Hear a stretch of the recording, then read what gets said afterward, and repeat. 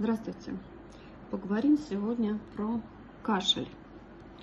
Значит, когда у вас начинается кашель, вот берем руку, левую, правую, без разницы. Вот здесь у нас находятся легкие. Поэтому прорабатываем вот эту зону хорошенечко.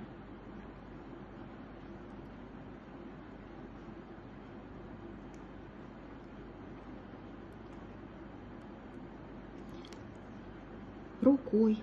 Что есть под руками?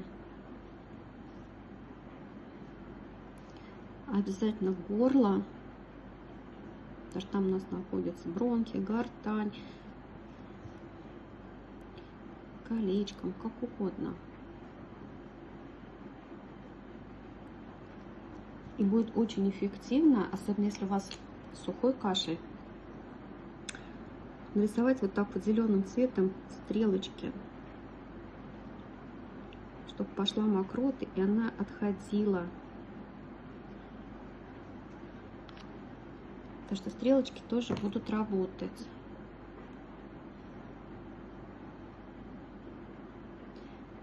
И есть очень эффективные точки. Вот у вас палец, и с внутренней стороны пальца сгибаем, ищем вот здесь вот болезненную точку. На одной руке. Точно так же на второй руке. Работаем на двух руках. Особенно если это дети.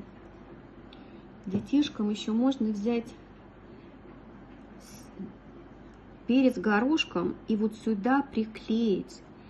И чтобы ребенок сам ходил и нажимал сюда. Взрослым можно прикрепить гречку. Но гречку не очищенную. Ну или в крайнем случае зеленые, они более эффективные. Вот. Потому что у меня у самой было, у ребенка, у внука сильный кашель, который вообще не прекращался. Никакие лекарства не помогали. Я приехала и начала ему массировать вот эти точки. Прямо постоянно, там, каждые 15-20 минут. И кашель был через каждые 5 минут, потом постепенно стал через 10 минут, через 20 минут, через 30. К вечеру вообще кашель прекратился. Но это я делала в течение всего дня. Нет, не за 5 минут все проходит. Но зато на утро ребенок уже не кашлял. Вечером кашель прекратился. Вот это вот основные точки. Запоминаем. Здесь у нас легкие идут. Да, и здесь не совсем корректно нарисовала. Размахалась так. Ну вот так вот. Значит, еще раз стрелочки сюда, чтобы выходила мокрота. Прорабатываем. И вот эти основные точки на сгибе прорабатываем. Все.